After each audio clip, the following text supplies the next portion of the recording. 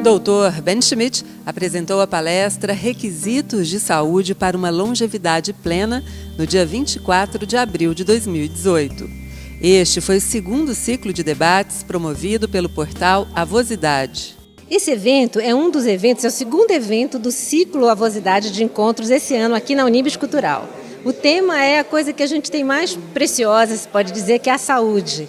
Com a saúde a gente pode fazer tudo, inclusive amar todos. E a escolha do Dr. Ben Schmidt e do Fábio Romano, ela foi feita com muito critério, como tudo a gente procura fazer, justamente trazer a quem viesse estar aqui conosco e para os leitores do Avosidade esta preciosidade que é a saúde. Bom, hoje eu falei da medicina integrativa e o olhar da medicina integrativa para o nosso autocuidado, focando na longevidade, que esse era o tema principal da palestra, né? Então, dentro desse tema eu procurei falar o olhar que a medicina integrativa tem para isso. E a medicina integrativa ela é uma abordagem médica que procura olhar para a pessoa e não para a doença ou para os sintomas. Nós vamos falar sobre os aspectos do envelhecimento e como tornar esse envelhecimento da maneira mais prazerosa possível, mantendo a dignidade e a qualidade de vida. É importante falar de saúde, é importante falar que cuidado com a requisição de muitos exames laboratoriais. E também é muito importante a pessoa ter a noção que a pessoa mais importante para cuidar de si mesma é ela própria, né?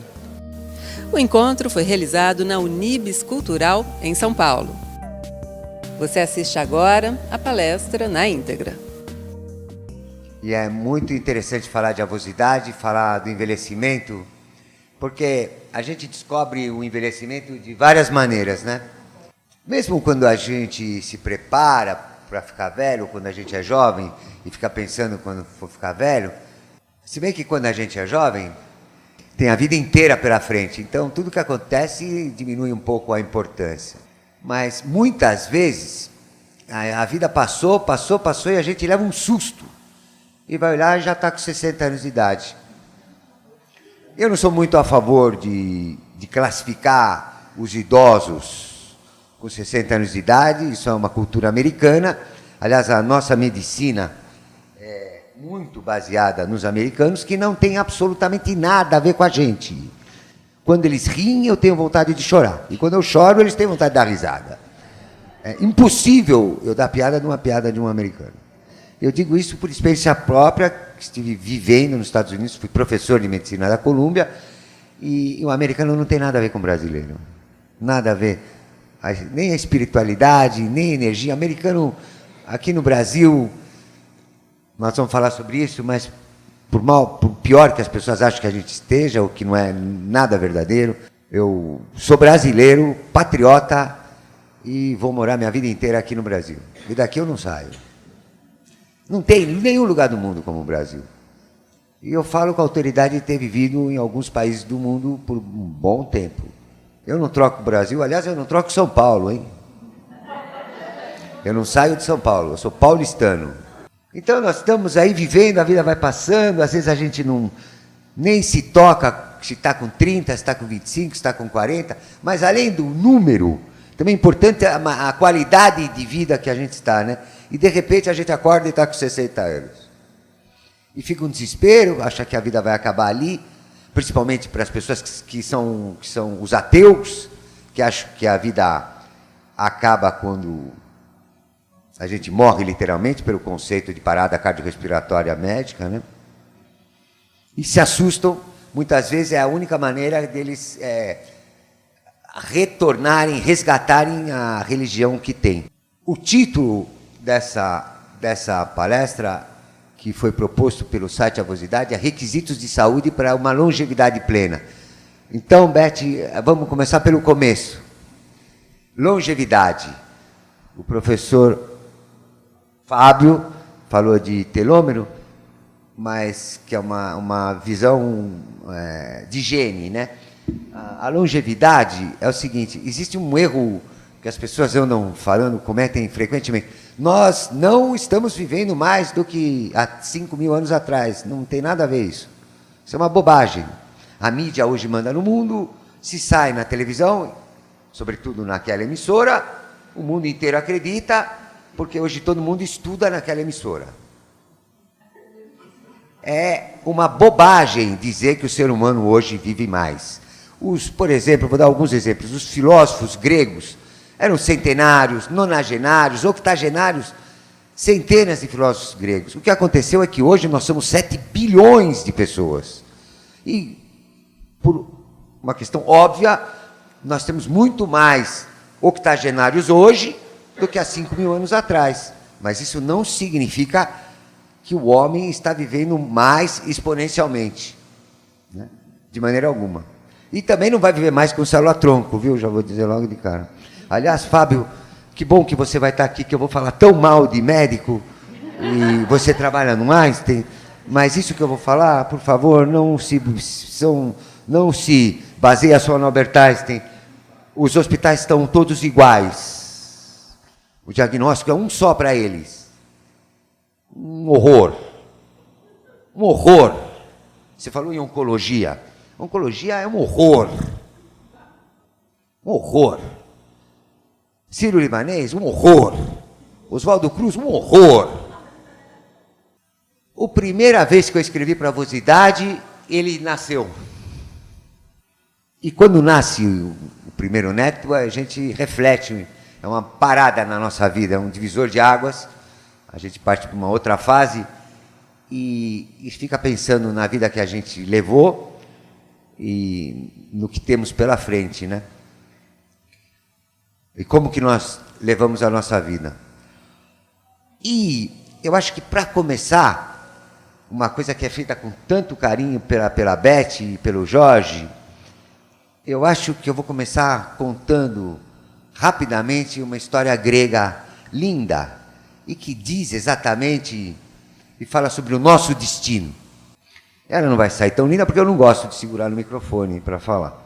Mas, como nós somos obrigados, né, Beth? Fazer o quê? Uma ave maravilhosa e extremamente conhecida no mundo egípcio antigo e no mundo grego antigo, ela era a principal comemoração do Ano Novo. E ela traz um significado maravilhoso que a gente dá início a essa palestra com a vinda do nosso primeiro neto. É o mito do fênix, do pássaro. Ela tinha asas azuis, vermelhas, púrpuras, com mais de 2 metros, chegava até 2,5 metros de envergadura. E a fênix, ela persiste esse mito até hoje. E ela simboliza algo de extraordinário, que ela era uma ave, como a gente vai ver agora, que ela conseguia se recriar das cinzas. Quando ia se aproximando o final do ano, ela é natural, ela é originária da Etiópia. Etos é ética, ópia é olhar. Então, onde as pessoas próximas da Etiópia iam viajar para procurar o conceito de ética. Podíamos mandar os nossos políticos brasileiros para a Etiópia. E quando ia chegando o fim da vida, o fim do ano, ela se ateava fogo em si mesma, fazia um ninho e logicamente morria e só sobravam cinzas. Ela recolhia, essas cinzas eram recolhidas, levadas numa espécie de um altar em Heliópolis, porque os egípcios consideravam o mito da fênix como uma consagração ao sol.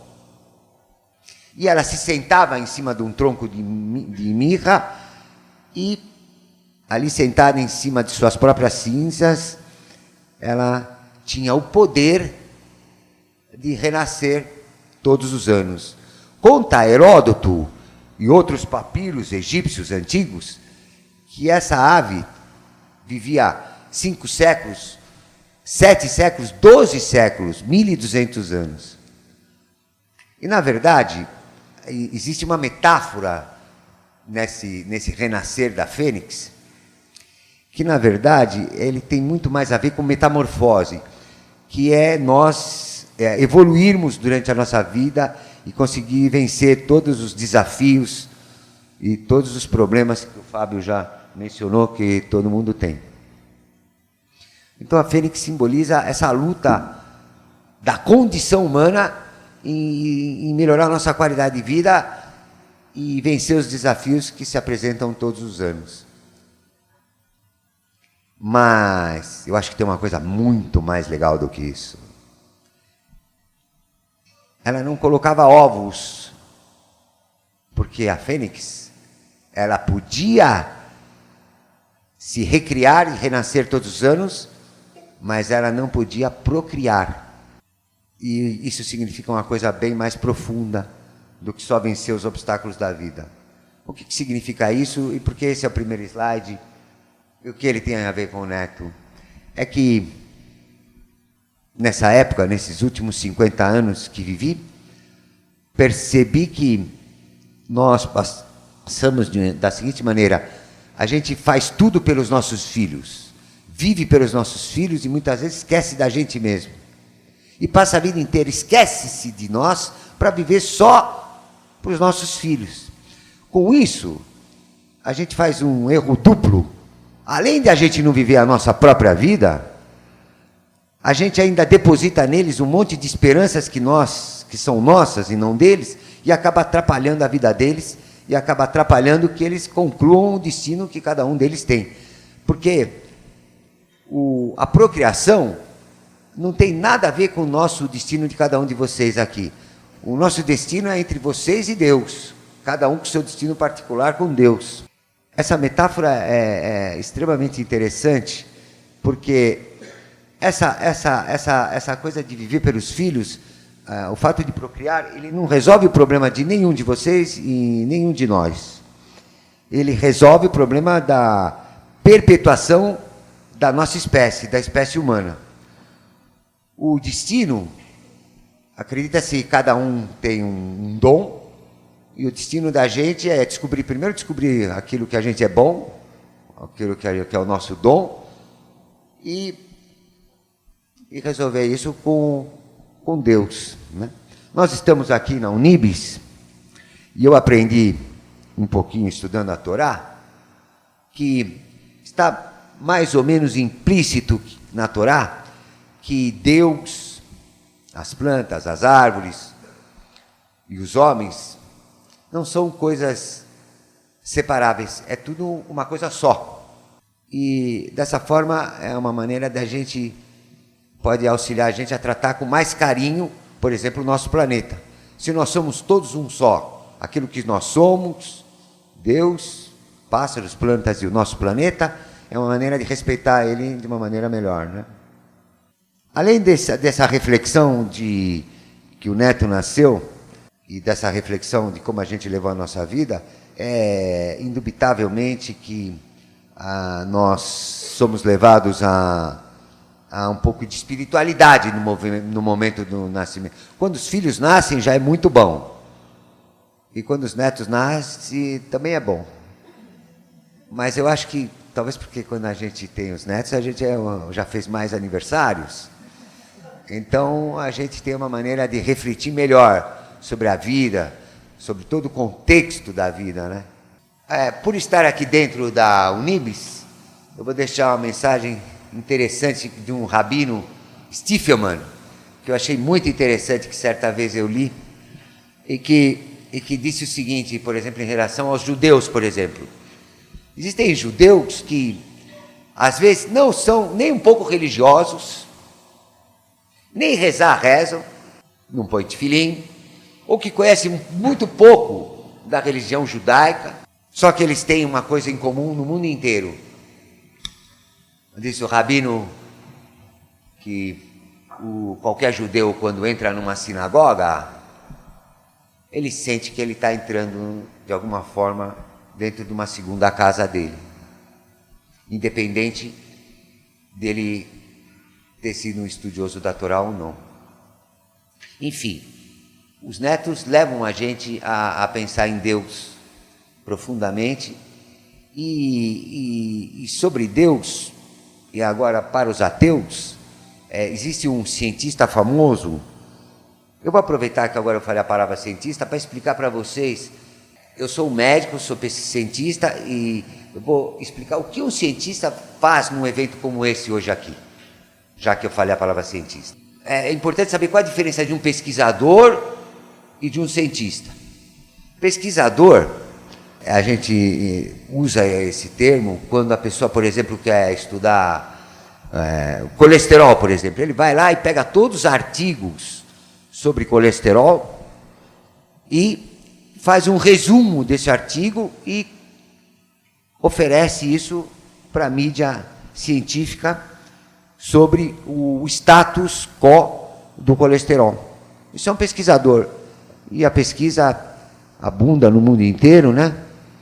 E ela tem o seu valor. Mas o cientista, ele faz uma coisa diferente. Ele também é obrigado a estudar muito, ele pega todos esses artigos e a partir deles ele cria uma coisa nova, uma coisa original. Isso é um cientista. Os cientistas antes, eles não vinham aqui. O cientista não ia no show da Xuxa, no Jô Soares. O cientista sempre ficava recluso dentro de uma faculdade de medicina, preparando o seu paper, né? Cada vez mais difícil publicar em revista boa, até que de uns tempos para cá, é um pouco recente, que as principais faculdades americanas tiveram a brilhante ideia de entender que o cientista não pode ficar fechado dentro de um laboratório. Eu praticamente nasci dentro de um laboratório, e mesmo depois de ter nascido, ainda vivi dentro do laboratório praticamente toda a minha vida até aqui. E um cientista é muito melhor que ele saia do laboratório, e agora, com esse mundo digital, que tem tantos problemas que a gente vai ver daqui a pouco, vai ser quando eu falar mal de médico, Fábio, é muito interessante um cientista sair de dentro do seu lugar de pesquisa para o público. Pode ser o público do Face, pode ser o público do jornal, porque é uma maneira dele traduzir num português acessível a todas as pessoas. Afinal de contas, o valor da ciência só vale quando ele é passado para os outros, e que os outros possam captá-lo e entendê-lo para melhorar a qualidade de vida. Então, o que adianta um cientista fazer uma extraordinária publicação em telômeros, em genes? Genes, vamos pegar isso de gatilho. Hoje os médicos estão tratando de genes. Um horror. Daqui a pouco os médicos vão tratar de átomos. Olha, o seu átomo de ferro não tá se fixando aqui. Isso é um horror. Por quê? Porque esses mesmos genes e esses átomos, eles não podem se esquecer, fazem parte de um corpo humano. A medicina só tem razão de ser se ela for uma medicina humanista. Mas eu acabei pulando sobre Deus. O Richard Dawkins publicou que Deus não existia e que ele tinha acabado de provar, esse americano, que Deus não existia porque ele conseguiu criar uma célula sintética. E era um congresso muito chique, bem no estilo americano, 4.000 presentes. E esse congresso eu tive a possibilidade de estar presente, e ele falou da célula sintética dele. Se ele produzir uma célula sintética, teoricamente, né, ele poderia produzir a vida, né? Até que um menininho, bem jovenzinho, levantou a mão para o professor Richard Dawkins e perguntou para ele: puxa, professor, que legal, eu amei, quer dizer que agora nós somos capazes de produzir uma célula sintética? Mas eu queria fazer uma pergunta para o senhor, eu posso? Ele falou, óbvio. Ele falou, e essas pecinhas que o senhor usou para criar a célula sintética, quem foi que fez? A palestra do Richard Dawkins acabou aí.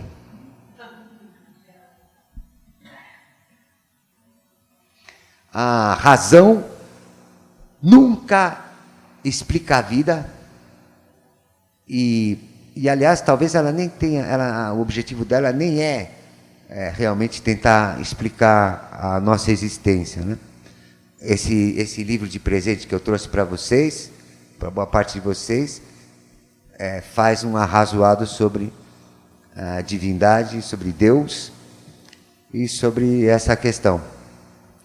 E voltando aos genes e aos átomos, aos criadores, essa mania dos médicos de acharem que o nosso problema é uma peça. Tudo bem, Andrezinho? Uma peça, quer dizer, você nasce perfeita ou você nasce com alguma peça defeituosa. Aí o médico vai lá e vai trocar aquela pecinha. E a medicina, vista de uma maneira muito simples, só pode ser um horror. Aliás, o médico hoje, quando ele dá notícia ruim, ele falou em oncologia. Vocês não têm noção hoje como os médicos dão a notícia que você está com câncer e os procedimentos, muito friamente, parece que está falando com uma parede. Né? Às vezes, por exemplo, no PA do Einstein, você fica deitado e fica ouvindo o médico dar um diagnóstico do câncer, onde a parede não é nem de tijolo. Então você pode ouvir a maneira como o médico passa um diagnóstico de câncer para uma pessoa. Logicamente que nem todos os cânceres são fatais, mas, por exemplo, se for um câncer do cérebro, por exemplo, glioblastoma multiforme, ele é fatal rapidamente. Então, essa falta de humanização não ocorre só aqui no Brasil. Eu posso dizer o seguinte para vocês, com a autoridade que o currículo, não meu propriamente dito, mas da neuromuscular, da neurologia da Escola Paulista de Medicina. Eu sou neurologista e patologista muscular da Escola Paulista de Medicina desde 1982. O médico brasileiro, o bom médico brasileiro, é o melhor médico do mundo, na minha humilde opinião. Não existe que nem o médico. Eu já gosto tanto do Brasil, o médico brasileiro é top. É top. Quando ele é o cara, ele é o top. Porque lá fora, as pessoas são tratadas por uma senha, por um número. O médico não vem conversar com você, fazer perguntas simples, básicas, que todo médico deveria fazer, logo de cara numa consulta. Como vai a senhora? Como vai a sua vida? A senhora tem filhos? A senhora tem netos? Né? Conhecer quem é a pessoa que você vai tratar. Né? Hoje os médicos preferem, quando entra no hospital, falar em entrar no hospital, é bem difícil sair do hospital. Vocês já tentaram? Eu já saí, como eu fui obrigado a entrar, fui obrigado porque não me levaram no hospital. Para sair do hospital não é uma coisa tão fácil hoje em dia. É fácil entrar. E se entrar como particular, enquanto tem dinheiro, tem esperança. Que é uma vergonha absoluta para a espécie humana. Tem pessoas que estão mortas dentro do hospital e são mantidas vivas, porque enquanto tiver dinheiro, tem esperança. Então ficam traqueostomizadas, gastrostomizadas, às vezes sem consciência, e estão ali por um problema financeiro. E a família, dependendo do quasquasquá do doutor, a família cai no conto de que realmente pode acontecer alguma coisa e ele pode voltar a ter um convívio familiar. É muito triste isso. A gente, agora eu vou falar mal de laboratório. Eu sou filho do homem que fundou um dos primeiros laboratórios do Brasil, que é o Laboratório Lavoisier, Benjamin José Schmidt.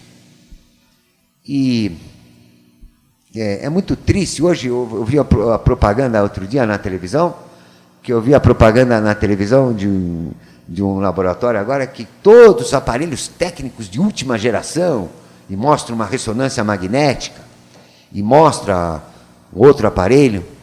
Então, a ciência está desenvolvendo técnicas extraordinárias de diagnóstico. E agora, humildemente, como patologista, geralmente, isso é legal ser patologista. Eu não sabia disso quando eu escolhi a profissão. Mas, geralmente, médico não gosta de patologista, porque tem medo, né? Porque o patologista, ele, por por conta da profissão, ele é obrigado a estudar todos os tecidos do organismo e tem uma visão holística da vida, né? O que um exame de laboratório não fornece. Hoje, as pessoas idosas, como dizem os americanos, elas acham que o negócio para manter a vida, para manter a qualidade de vida, você pergunta para a pessoa, você cuida da sua saúde? Mas é óbvio, doutor, imagina que eu não vou cuidar da minha saúde. Eu falei, o que é que você faz? Eu todo ano faço um check-up em mim. Desde quando fazer um hemograma, que significa cuidar da sua saúde? Desde quando fazer exames de laboratório significa cuidar da sua saúde?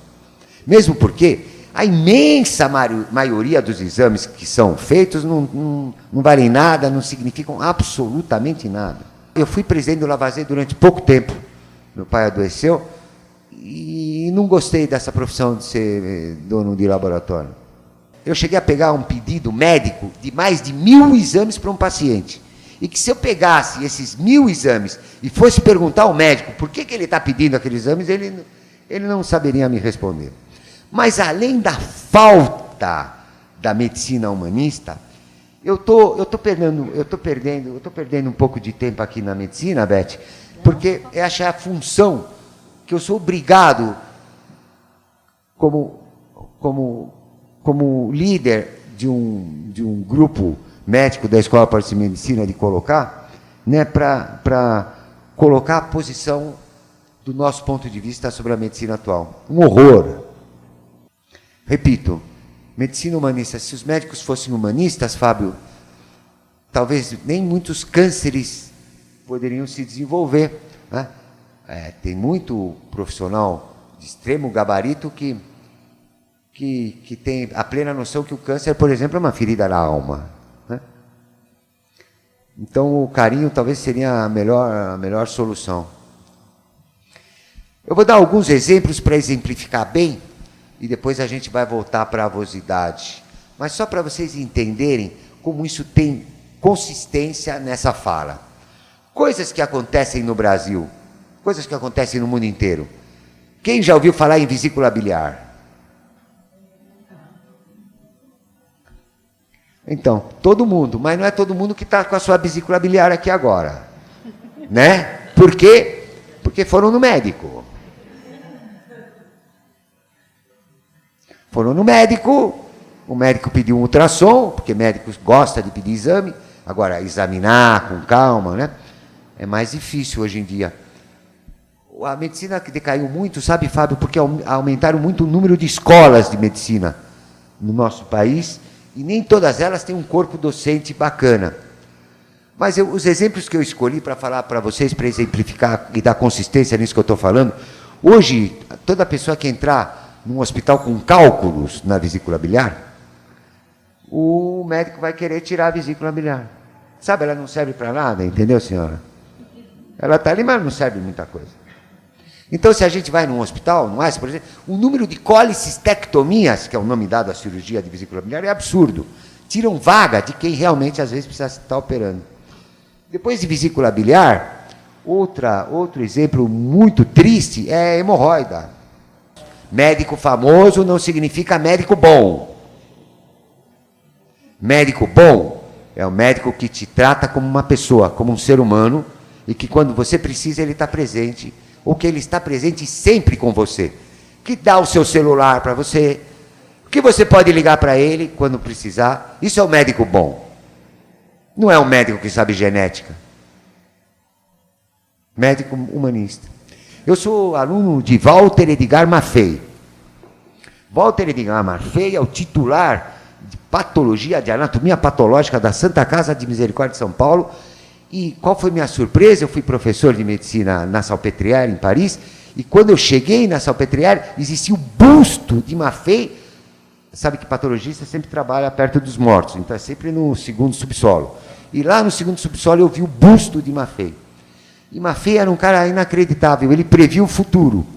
Ele xingava os médicos, eu ficava impressionado como ele xingava os médicos na frente, né? Não por trás, né? Falava na frente dos médicos e ele previa o futuro. O que ele falava? A medicina está cada vez pior e os médicos não vão conseguir vencer o poder da indústria farmacêutica. Os médicos no futuro não vão examinar ninguém, vão pedir 1 milhão de exames e vão dar remédio. Quer ver uma coisa, Fabinho? Mas não pode mentir. Quem é honestamente aqui que não toma nenhum medicamento por dia? Levanta a mão. Pô, eu já gostei dele. Como chama esse senhor? Como chama o senhor? Renato, você é bom, hein? Foi o primeiro que levantou a mão e levantou com força. Você não toma nada. Não. Aí atrás. Porque a indústria farmacêutica, não sei se vocês sabem, o poder dela é maior que a indústria petrolífera, né? Vocês não sabem, mas ainda bem que o Lula e a Dilma não descobriram isso, porque eles podiam ter ganho 3 vezes mais. Eles compraram as pessoas erradas. É a Sanofi, o dono do tesouro da terra. Porque todo mundo hoje, principalmente na cultura americana, né? Pra vocês terem uma ideia, eu cheguei nos Estados Unidos em 1988, como professor assistente do Departamento de Neurologia. E nesse ano de 1988, eu nunca vou esquecer, saiu uma reportagem que o ovo tinha muito colesterol e o americano ficou uns 6 meses sem comer ovo. Que é uma coisa ridícula. Porque o ovo é um alimento extraordinário. Vocês podem perguntar para qualquer nutricionista. Agora, sabe, Fábio, você comer 12 quilos de bacon por dia, você vai morrer embaconzado. Então, tudo depende, nessa coisa de alimentação, às vezes não é só o que eu estou comendo, é o quanto eu estou comendo. E que as pessoas não dizem. E a melhor maneira de emagrecer é realmente colocar um esparadrapo, sabe, senhora, na boca, eu não comi. Porque eu ainda não conheci, nesses mais de meio século de vida, ninguém que não come fica gorda. Não existe. Então, esses exemplos de medicina, Beth, eu quero deixar aqui para vocês o seguinte. A medicina evoluiu do tempo da magia, a medicina científica trouxe enormes ganhos para a sociedade e para a civilização humana. Porém, o capitalismo desenfreado corrompeu uma grande parte dos médicos do nosso país, infelizmente. Né? E a gente não pode julgar. Eu aprendi com o Rabino que o ser humano não tem direito de julgar ninguém, que é muito fácil julgar os outros, mas a gente reconhecer todos os nossos erros, a gente passa por cima, né? Então a gente não deve julgar ninguém, porque esses médicos, eles são muito mal remunerados. Uma Fei sempre dizia que uma pessoa com 60 anos de idade, que se submete a uma bateria de exames, vai achar. Alguma coisa vai achar. Alguma coisa, quem procura acha. Vai achar um pólipozinho no intestino grosso e o cirurgião, vai querer tirar o pólipo. Sabe, vai ficar maligno esse. São videntes esses médicos. Vai ficar maligno. E o Fábio mesmo, eu surpreendi o Fábio falando no estado que os médicos, não é lógico, o Fábio está falando a linguagem que o médico mostrou para ele, é pré-diabético, né? Nós somos todos pré-mortos. Porque eu vou dizer para vocês que nós vamos morrer. Quer dizer, nem sempre a medicina é fiel à ciência. A ciência é uma coisa séria. Uma coisa séria. Não pode ser ensinada nessa televisão. E num dos artigos da avosidade, voltando para a avosidade, eu digo exatamente isso. É guerra contra essa televisão totalmente hipócrita, totalmente mercenária, que nós passamos a maior parte da nossa vida. Tirando o começo, eu me lembro da primeira televisão branco e preto que chegou na Avenida Pompeia, e como era gostoso, como foi legal ver o começo da televisão. E para lutar contra a televisão, eu acho que os avós, todos aqui que são avós, nada melhor do que usar a sua experiência para colocar as coisas que realmente têm valor na vida. E o que a gente pode dizer que realmente tem valor na vida? E se alguém achar alguma coisa melhor do que eu vou dizer agora, por favor, me ensinem. Mas eu acho que as duas coisas que mais têm valor na vida é o tempo e a nossa família. Eu sei que essa televisão prega uma apologia contra a família insustentável nos nossos dias. Mas a família e o tempo são os nossos verdadeiros tesouros. O tesouro não é o dinheiro, porque a felicidade não se compra. Mas é aquele avô que usa a sua inteligência, porque quando a gente vai ficando, os aniversários vão passando, todos acabam aprendendo com a vida. É o nosso melhor professor, né?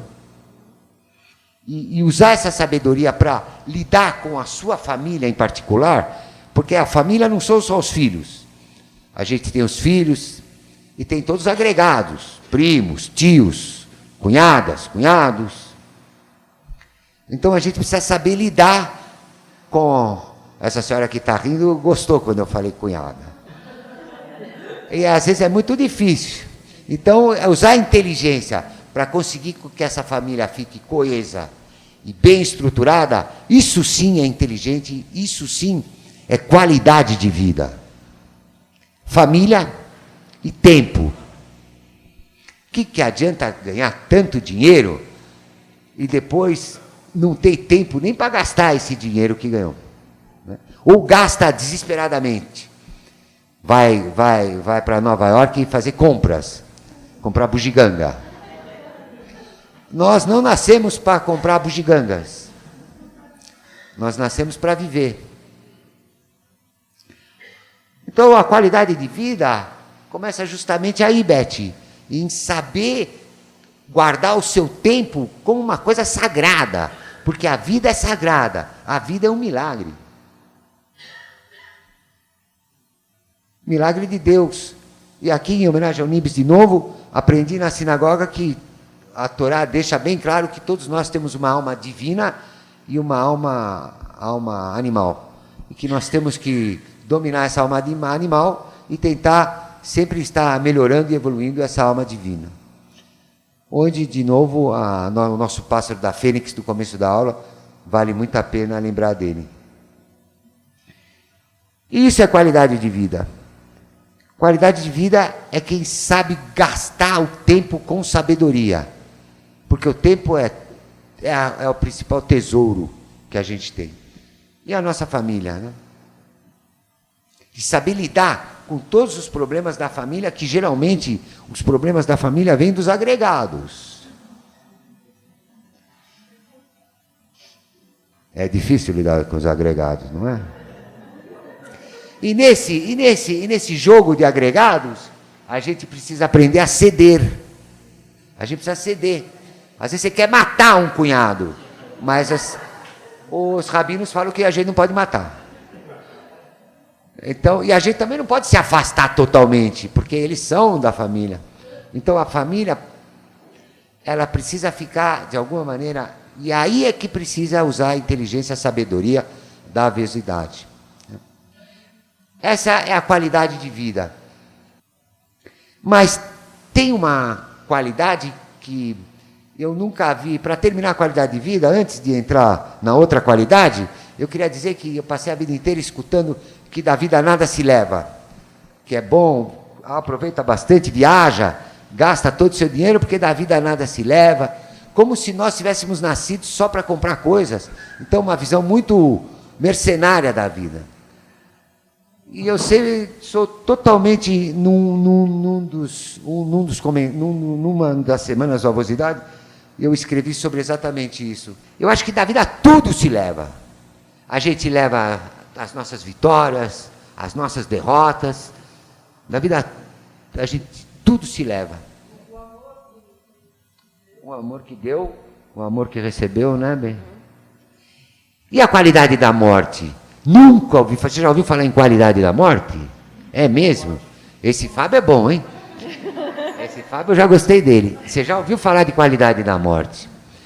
Esse ano de 2016 foi o ano mais difícil da minha vida. Eu sou uma pessoa, eu acredito que a vida é um milagre, principalmente porque eu tive 12 acidentes vasculares cerebrais já. 12. Podem procurar no Google, não tem outro. E acho que a Daniela, que é a moça que prepara as apresentações da Escola Paulista de Medicina, da neuromuscular, vai mostrar um slide que mostra que não deixou nenhuma sequela esses 12 acidentes vasculares cerebrais. Mas o último foi o pior, por quê? Porque ele pegou uma região do cérebro, que é a região das emoções, e além disso, eu fui tratado por médicos que eram tudo menos humanistas. Então, além de ter tido esse 12º AVC, numa área muito triste, que é a área das emoções, eu ainda fui tratado como... não sei nem como dizer. Então, eu saí do hospital com aquela chama-se síndrome pós-trauma, que na verdade é um pânico profundo, uma coisa muito ruim, mas que tudo é para o bem, que acaba sendo bom, porque o ser humano ele aprende com o sofrimento. Nenhum ser humano aprende quando está tudo bem. Numa lancha, num iate, tudo certo, cheio de dinheiro, a gente não aprende nada. Foi Deus que fez, e é assim, e não cabe à razão humana tentar explicar isso. A gente aceita e não retruca. O sofrimento leva a gente a evoluir, e eu, para vocês terem uma noção como o sofrimento é interessante, se eu pudesse escolher, mesmo depois de ter sofrido durante todo o ano de 2017, entre ter tido esse AVC ou não, eu escolheria ter tido, de tanto que eu aprendi e de tantas coisas que eu acho que ficou melhor dentro da minha família. Então, cuidado para não xingar o seu sofrimento, porque o seu sofrimento quer lhe dizer alguma coisa.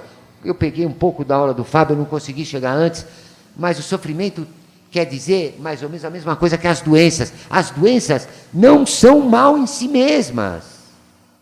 As doenças são um sinal que alguma coisa não está certa na tua vida, senhora. Que a senhora precisa mudar algum ritmo de vida. Para a senhora eu não posso falar, mas para ele, eu falei para ele que ele estava meio gordinho, sabia? Que ele estava falando assim. Mas é para o bem dele. Mas para a mulher não pode, né? Mas voltando à qualidade de morte, para vocês verem o que é um médico que não é humanista, eu estava no leito na França, em Paris, depois no 12º AVC, e fofo, às vezes o médico é tão fofo, não é? Fofo, era umas 8 horas da noite, e ele agarrou nos braços da cama e disse para mim e para minha esposa: olha, você vai morrer. Não é fofo? Eu vou perguntar uma coisa para você. Que bem que ele fez para mim? Ele precisava falar isso para mim? Então, isso me marcou muito, foi um ano muito difícil, e como ele falou em autoajuda não, em autocuidado, como eu tenho muitas divergências com os médicos, principalmente os mais jovens atuais, eu prefiro me tratar eu mesmo. E por enquanto está dando certíssimo. Qualidade de morte. E comecei a pensar, meu Deus, eu ia morrer aqui, com esses franceses insuportáveis. Porque deixa eu explicar uma coisa para vocês. Neurologista é um ser insuportável. Porque ele estuda. E mesmo assim, ele tem medo do patologista, porque ele não tem a visão da medicina holística. Mas ele é de um ego. E o chefe de neurologia francês é insuportabilíssimo ao quadrado. Eu vou morrer aqui dentro nessa cama com esse sem vergonha dizendo que eu vou morrer.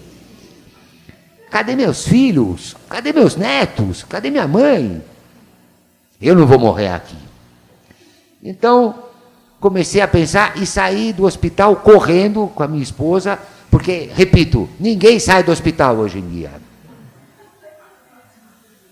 Se não fugir. E se tiver dinheiro, pior ainda. Quando entra no hospital, a primeira coisa que eu acho que eu sugiro a vocês é o seguinte: entrou no hospital e fala, olha, antes do senhor começar a atender, eu já quero lhe dizer uma coisa, eu não tenho dinheiro. É o maior conselho, é o único conselho que eu vou dar aqui para vocês. Eu não tenho dinheiro, tá entendendo? É assim mesmo. Cuidado com o médico famoso. Outra mensagem que eu deixo para vocês. Às vezes vale muito mais um médico que ninguém conhece, mas que atende você com humildade, com carinho, com amor. Você está muito melhor servida. Te dá o celular e lembre-se, você não tem dinheiro.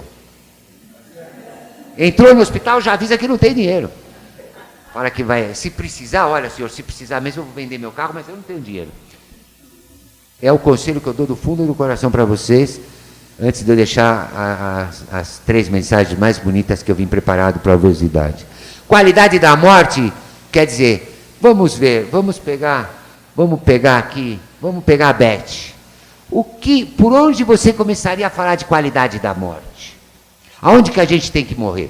É dentro do Albert Einstein? É dentro do Sírio-Libanês? Com aquelas enfermeirinhas? É lá dentro do hospital que a gente vai morrer? Que tem enfermeira que te pica e o braço fica roxo. Fofa. Ou os familiares, tem familiar. Como é que pode familiar não entrar dentro de um quarto de hospital, meu Deus do céu? Você teve um infarto, você está morrendo e não deixar as pessoas entrarem dentro do hospital para ficar com o cara. O que pode fazer mal dentro do hospital? É uma vergonha, um horror. Horror. Onde que é bom morrer? Beth, onde que você queria morrer? Em casa. Lógico. Olha, doutor, você me desculpa, você é maravilhoso. Mas eu vou embora, viu? Tchau. Ah, não pode ir, mas eu vou assinar por evasão, eu vou embora por evasão. Aí é a única maneira que a gente sai do hospital hoje em dia, por evasão. Porque se for esperar a alta do hospital, pode esquecer. Horror. E a qualidade de morte é a gente, depois que vai envelhecendo, isso é uma coisa inteligente. Vamos se preparar para a morte. A morte não é o fim. Mas vamos se preparar para essa morte física. Vamos se preparar aquilo que a gente tem de mais sagrado, que é a nossa casa. Morrer do lado dos nossos familiares. Ou não, vou ficar morrendo conversando com aquela enfermeira que quer que eu vá logo para ela poder sair com o namorado? Ou para aquele médico fofo que quer receber o que você está devendo para ele? Então, eu acho que qualidade de morte, por mais fúnebre que seja, é alguma coisa bem inteligente da gente se preparar para não sofrer muito e deixar claro para os familiares que a parada cardiorrespiratória, a vida não vale a pena a qualquer preço e a qualquer custo. Uma pessoa traqueostomizada, com gastrostomia e que tenha um déficit cognitivo, tipo demencial ou doenças neurodegenerativas mais graves como Alzheimer, e ela tiver com parada cardiorrespiratória, Deus sabe o que faz? Deixa a alma divina evoluir em outra dimensão.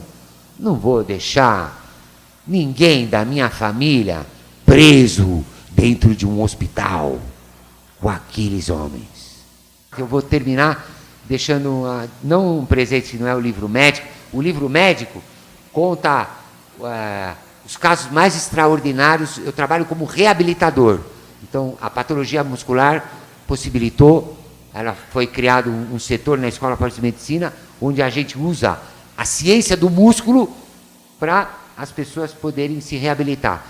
E o músculo diz, o Fábio falou alguma coisa disso, que na vida só tem uma coisa que a gente não pode fazer. O que a gente não pode fazer na vida? Só tem uma que a gente não pode fazer nunca. É não fazer nada. Porque o princípio da vida é motor. E depende da musculatura para gerar esse movimento. E antes da Beth para abrir para perguntas para vocês, o meu presente é o seguinte. Eu vou contar um pouco do meu currículo, mas não existe nada mais feio nesse mundo do que falar bem de si mesmo. Então eu quero deixar claro que eu vou falar um pouco do meu currículo só para enaltecer o presente que eu vou dar aqui agora.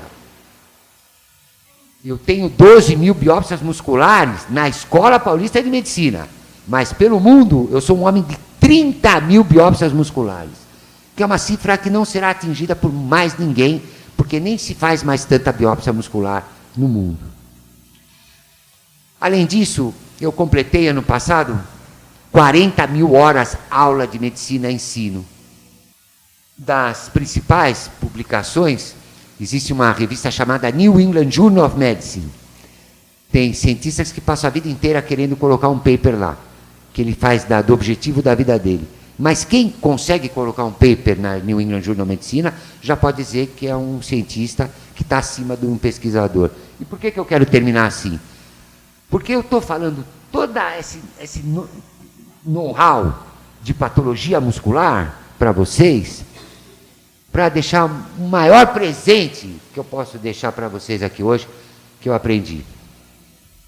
Nesse último AVC, em 2017, eu acho que a yoga, a prática da yoga, ela é infinitamente melhor do que qualquer procedimento neuromuscular para reabilitar uma pessoa que tem atrofia muscular e para dar um upgrade na vida das pessoas. Eu estou, nesse ano de 2017, que eu comecei a praticar yoga, eu estou um belo professor de yoga, é um baita presente que eu desejo para todos vocês. Se tem um tiquinho de dinheiro, dá para o professor de yoga. Não dá para o médico, dá para o professor de yoga. É impressionante o que a yoga faz com a musculatura esquelética. E a yoga não consiste só de atividade física, ela também faz parte das práticas integrativas que nasceram, viu, Fábio? Na Escola Paulista de Medicina, as práticas integrativas nasceram, quero crer, há 12 ou 13 anos atrás, com a Cici Fontes, e elas vieram através do Acarito Souza Bulli de Oliveira, que foi o meu primeiro pós-graduando na Escola Paulista de Medicina, e que é famoso, mas também tem gente famosa que é boa. Ele é famoso e bom. Nem todo mundo que é famoso também a gente vai jogar fora. E ele quis trazer os cuidados integrativos para tentar humanizar os médicos. Para tentar fazer os médicos serem um pouco mais... A gente não está dando a notícia para uma parede que está com câncer. Ou agora está na moda os neurologistas. Amanhã, por exemplo, eu estou na Câmara Municipal de São Paulo falando sobre esclerose lateral amiotrófica. Agora está na moda, dependendo do exame neurológico, o médico chegar para paciente, olha, você que gosta de fofo, vê se tem coisa mais fofa. A senhora me desculpe, a senhora tem esclerose lateral amiotrófica, essa doença varia entre 2 a 3 anos e meio, 4 anos de vida, não tem tratamento, não tem nada para fazer, tá bom? Ele matou ela aqui agora. Quem é que vive sem esperança? Quem é que vive sem sonho? O ser humano não é capaz de viver sem sonho e sem esperança. Então, Beth, esse era o meu presente que eu queria deixar para vocês, com a autoridade de ser o maior patologista muscular do nosso país e de ter a maior experiência de patologia muscular fora do nosso país. A yoga é insuperável para não só a reabilitação neuromuscular, infinidades de doenças que comprometem o músculo esquelético, mas para a qualidade de vida, para viver bem, para aprender a respirar. A gente nem liga para a respiração. E a coisa que a gente mais faz na vida é respirar. Então, o professor de yoga é bem legal. Então, ele começa, ó, você vai respirar, sente o ar entrando, que ele é mais geladinho, e quando você soltar, o ar já está mais quentinho. Então, vamos prestar atenção na nossa respiração. E eu tenho o maior prazer e estou muito à vontade. Não ganho dinheiro, viu, com yoga, de maneira alguma. Não tenho nenhum interesse financeiro em fazer apologia de yoga. Mas se eu fosse um dia, coisa que eu não vou, dar uma palestra lá no Ministério da Saúde, eu certamente falaria sobre a yoga e sobre a aposentadoria. Sobre yoga pelo bem da qualidade de vida. E pela aposentadoria, que a aposentadoria não existe. Não existe aposentadoria, porque quem para de trabalhar, fica doente e morre. Então vamos lá. Gente, sim, super obrigada aqui ao Dr. Beni, ao Fábio Romano. Eu diria que estou feliz e, como a gente se permite, emocionada, de trazer aqui, não só para a Unibis, mas também para o pessoal que segue Vavosidade, que conhece Vavosidade, que conhece um pouco mais, graças a vocês, de cada mês trazer um tema diferente. Esse mês, um tema riquíssimo. E como o assunto da gente é palpitante, eu gostaria que vocês começassem a perguntar. O que é legal, que a gente tem tentado fazer, é que nesses eventos a nossa audiência tenha uma coisa muito rara, que é falar com o seu especialista. Então, vou lhe dizer, então, nesse ano de 2017, que o médico falou que eu ia morrer, ali, e as enfermeiras que estavam nesse momento, eu vou lhe dizer o seguinte, e aquilo que eu conheço de medicina, conforme eu lhe disse, eu completei 40 mil horas de aula e ensino, eu completei, sabe, Beth, minha primeira aula de medicina foi aos 17 anos de idade, que eu me tornei monitor de anatomia patológica da Santa Casa de Misericórdia, no dia 20 de outubro de 1974. Então, eu quero dizer o seguinte, nessa hora da morte, nada mais para acalmar nosso espírito, a gente perdoar as pessoas que nos fizeram mal e as coisas que a gente não conseguiu fazer em vida, perdoar a nós mesmos, né? Eu não consigo enxergar nenhuma equipe e logicamente que não vai ser o home care, né? Porque o home care é outra coisa que é um pouco mais horror ainda, né?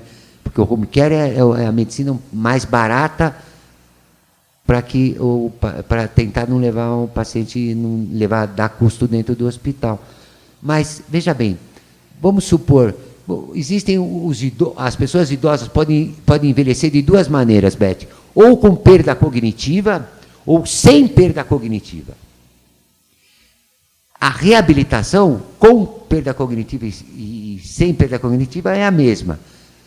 Ela se baseia principalmente numa atividade física e mental, né? Por isso que não é bom parar de trabalhar, porque a gente perde a atividade cognitiva. A gente tem que trabalhar e exercer o seu dom, cada um tem o seu dom. Eu acho que para responder isso tem que ser Deus mesmo, porque que ele estava lá. Agora, eu não consigo enxergar sinceramente bem coisa mais agoniada do que morrer dentro de um hospital. Não consigo. Não tem coisa pior dentro de um hospital. Porque aquelas pessoas que estão cuidando de você não te amam. Aquelas pessoas que estão passando os últimos momentos, onde você quer dizer alguma coisa, quer se expressar, ou quer dar um último suspiro, você não vai encontrar dentro do hospital. Gostaria de complementar. Sem dúvida, acho que ninguém precisa sofrer, ninguém precisa ficar com dor, ninguém precisa passar por uma situação de extremo desconforto, já que existe tanta tecnologia e avanços que a gente entende que são muito segmentados, esquecem de olhar a pessoa, ficam olhando o sintoma, mas para aquele quadro que talvez seja interessante cuidar de um dado sintoma, a gente tem que fazer uso disso. E morrer em casa, acho que a boa morte não é só morrer em casa ou morrer no hospital, mas é aproveitar o máximo dessa experiência, né? Eu vejo alguns médicos no hospital que não contam para o paciente o prognóstico, que não contam o quadro, não conversam com a família, ou o paciente pede para não contar para a família. Eu sempre faço a intervenção, quando eu posso, junto à equipe, de que isso tem que ser colocado para todo mundo. Porque com as cartas na mesa, você consegue escolher o jogo. Você fala, ok, então eu sei, eu quero... Às vezes eu vejo muito comum o paciente falar, então eu quero resgatar o contato com aquele irmão que eu briguei há 20 anos e não converso mais. Com tal pessoa eu gostaria de ver. Ou seja, ele aproveitar ao máximo esse tempo que ele tem aqui. Seja de um dia, seja de um mês, ou seja de uma década, não interessa quanto. Fábio, vocês têm que entender o seguinte, isso que o Fábio está falando é muito legal. Esse médico é horror 4, 5 estrelas, então, porque mentir ao paciente o seu prognóstico, que parece ser evidente, se bem que prognóstico é uma coisa para Deus, né? Esse Stephen Hawking, que acabou de morrer, o médico falou para ele que ele tinha que ter morrido há não sei quantos anos atrás, e morreram todos os médicos dele, né? Então, médico não é para fazer prognóstico, médico não é vidente, mas isso que o Fábio falou é muito legal. Mas se você, por exemplo, um glioblastoma multiforme, Não existe nenhum caso de glioblastoma multiforme, um tumor cerebral, que a pessoa sobreviva mais que um ano e meio, por exemplo. Pô, eu sou obrigado, é minha responsabilidade. Eu tenho que contar para a família, porque a família vai organizar a morte. Aí não é qualidade de morte. Eu vou organizar a minha morte. Eu vou fazer as doações daquilo que sobrou de dinheiro, depois que eu sair do hospital. Eu vou organizar as coisas. Eu vou dizer para os meus filhos, eu vou organizar a morte. Agora, sabe, para terminar a qualidade de morte, bem abençoado aquele que morre dormindo, né? Quisera todos nós. Só lembrando que morrer em casa também é uma escolha da família, né? Que estrutura, não só física, mas emocional, essa família tem para dar conta disso. Por isso que a conversa e a verdade tem que ser colocada sempre, para que as decisões possam ser tomadas de uma forma coerente e de forma que agrade a todos e ninguém seja pego de surpresa. Beth, eu preciso homenagear, nós estamos na Unibis Cultural e eu vou dedicar essa palestra aos rabinos da sinagoga Beit Rabat e a todos os rabinos do nosso país. E Daniela, eu vou passar um vídeo e vou explicar por que eu resolvi homenagear o Rabino Dubi. E, antes do vídeo, eu tenho uma pergunta. Então, por favor. E aí é uma pergunta com vida. Uma pergunta para a gente vida viver. melhor do que falar da mãe. É o seguinte, aí, Fábio, um pouco para você.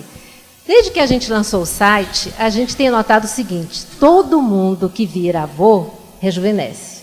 É uma coisa impressionante. E eu queria ver, Fábio, se você tem uma coisa para contar para a gente, esse autocuidado, porque algumas das entrevistas que nós fizemos, por exemplo, o Juca Kfouri, nós entrevistamos ele em uma ocasião, ele disse que não fazia nada, tinha ficado sedentário e resolveu voltar a jogar. Eu não sei se basquete, alguma coisa. O que ele jogava mesmo, Jorge? Basquete.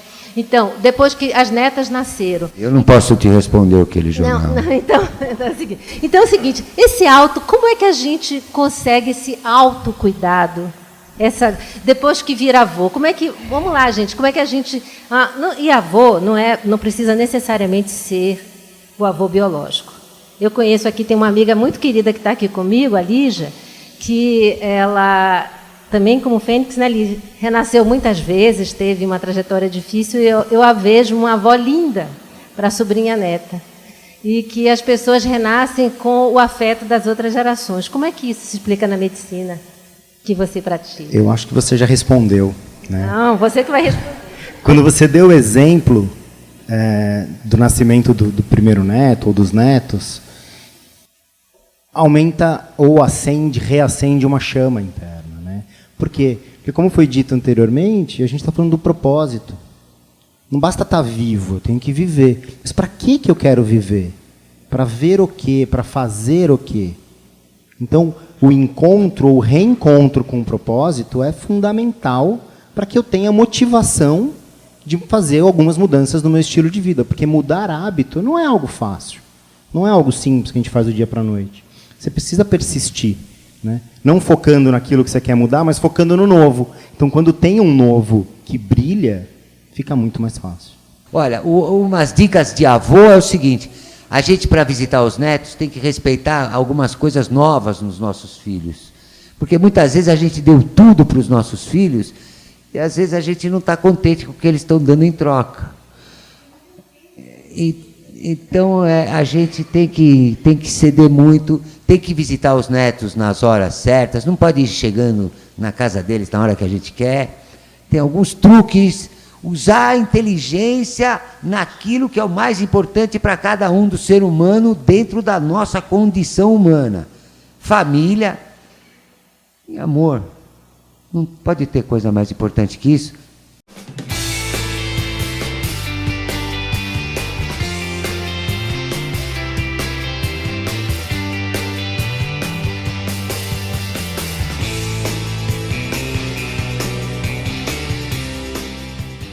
Então, essa prancha é uma prancha de stand-up, e aos 60 anos de idade, depois do 12º AVC, em 2017, e motivado principalmente pelo meu filho, que ama o surf, e eu queria que ele sentisse orgulho de mim, e fui me preparar durante 1 ano para conseguir me tornar um surfista vagabundo.